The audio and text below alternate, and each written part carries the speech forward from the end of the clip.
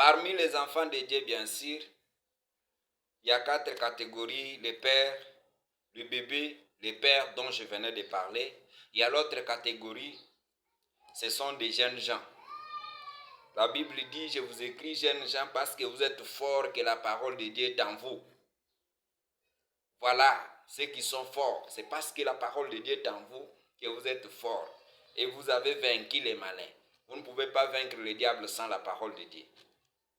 Alors parmi les enfants de Dieu, celui qu'on appelle jeunes gens, c'est celui qui est fort, qui a la parole de Dieu pour vaincre les malins. Je prends l'exemple de Jésus à 12 ans.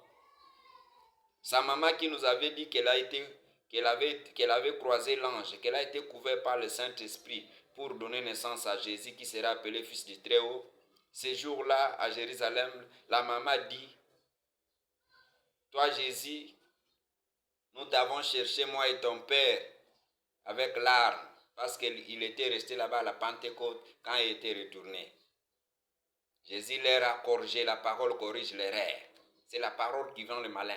Jésus a dit, parce que c'était un mauvais esprit de détruire toute la Bible.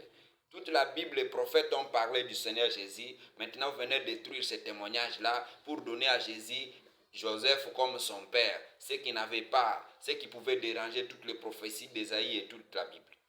Mais Jésus a corrigé là-bas, il a dit, pourquoi vous me cherchez? Ne savez-vous pas qu'il fallait que je m'occupe des affaires de mon père?